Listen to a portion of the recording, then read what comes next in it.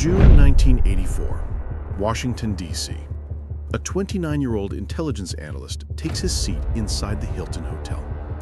Across from him sits an Israeli Air Force colonel. His name is Jonathan Pollard, and he's nervous, excited, and dangerously overconfident. This meeting would mark the start of one of the most damaging espionage cases in American history. Over the next 18 months, Pollard would move through the heart of U.S. naval intelligence, quietly stealing secrets. Not a few files, but mountains of them. More than 1 million pages of classified reports, maps, and analyses stuffed into suitcases and hand-delivered to his Israeli contacts in plain daylight. No spy in America's history had taken so much, so fast. Pollard thought he was invisible. He wasn't.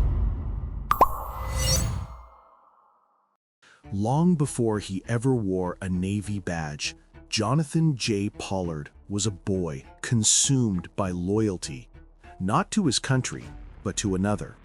His father, Dr. Morris Pollard, a respected microbiologist, often took the family overseas. On one of those trips, young Jonathan stood before the remains of the Dachau concentration camp, the rusting gates, the silence of ash. That visit left a mark deeper than any school lesson could. From that day, his connection to Israel became less of an admiration and more of an identity. At Stanford University, that loyalty turned into obsession. He told classmates he was connected to the Mossad, Israel's legendary intelligence service. It was a complete fabrication, one of many that would define his life. But when it came to his vices, he was honest. He admitted to smoking marijuana hundreds of times, enough for the CIA to reject him from its graduate fellowship. Still, in 1979, Pollard found a back door into the world of secrets. He joined the Naval Field Operational Intelligence Office in Maryland, a core unit of the Navy's intelligence network.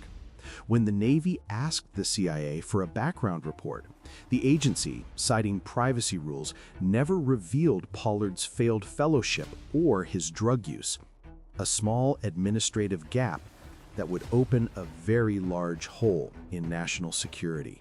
Pollard's behavior quickly raised eyebrows. He bragged to colleagues about supposed links to South African intelligence, even claiming his father had once run a CIA station there. None of it was true. Yet, despite his lies and erratic behavior, his superiors, including Rear Admiral Thomas Brooks, kept him on, believing he was eccentric but harmless. Then came the party.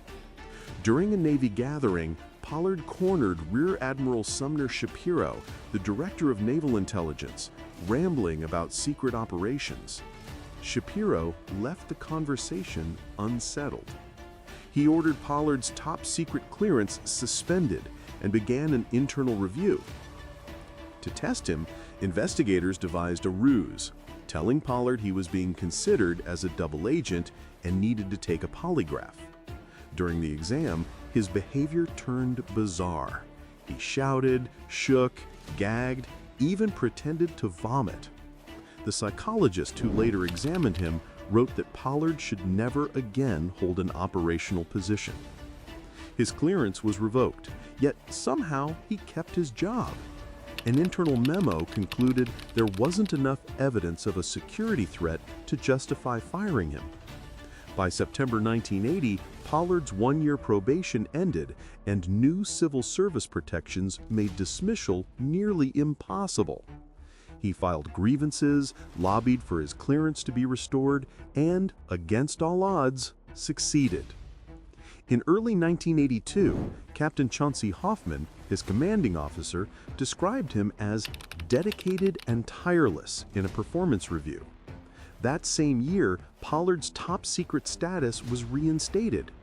The gates of access reopened, and the next chapter of betrayal began.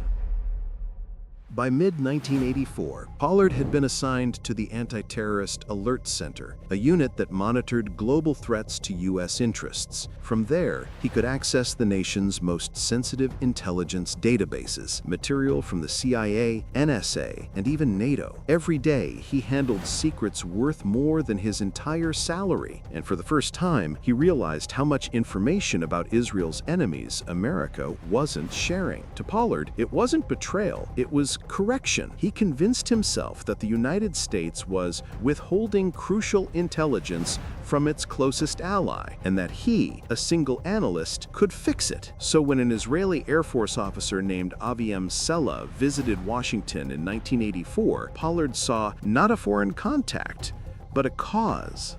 Their first meeting took place quietly, over lunch at the Hilton Hotel. Pollard didn't hesitate. He offered his services on the spot. Sela hesitated. It was too easy. But when he reported back to Lacom, a small Israeli intelligence unit that gathered scientific and military data from the U.S., they approved the operation. Pollard would be handled by Rafi Etan, a veteran Israeli spy master with a simple order: keep him working, keep him quiet. Within days, Pollard began feeding them classified material. He started small: radar data, satellite images, technical manuals, but Etan wanted more, so Pollard gave more. Soon, he was walking out of the Navy Yard with briefcases stuffed with top-secret files, maps of Syrian defenses, lists of Arab agents, entire dossiers on Soviet weapon systems. He'd deliver them to his Israeli handlers, who photocopied everything overnight before returning the originals the next day. The exchange became routine, mechanical. Every week, more secrets. Every week, more money. Pollard didn't see himself as a spy. He called himself a friend of Israel. But friends don't take cash for loyalty.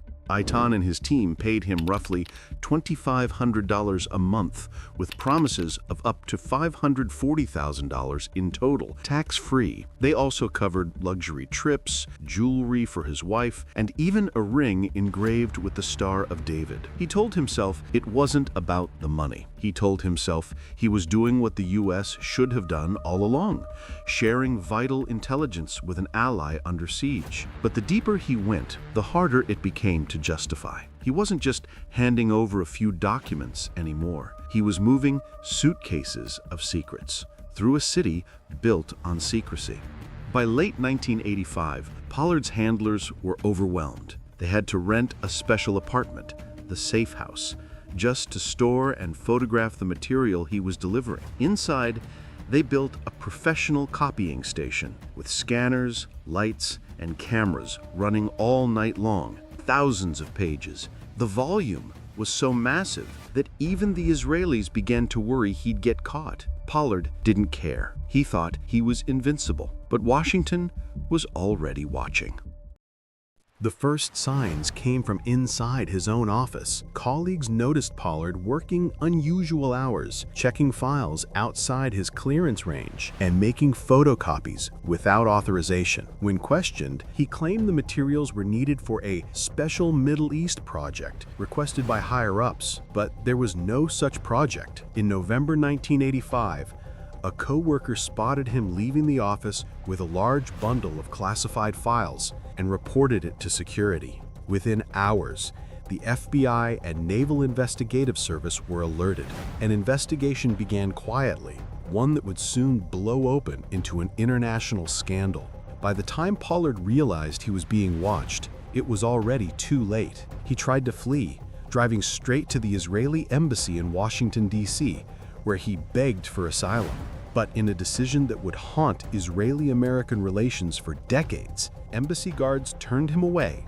Moments later, FBI agents arrested him right outside the gate. The man who thought he was serving two nations now belonged to neither.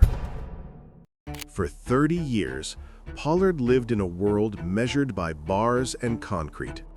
At first, he was kept in maximum security, isolated, his letters censored, his visits restricted.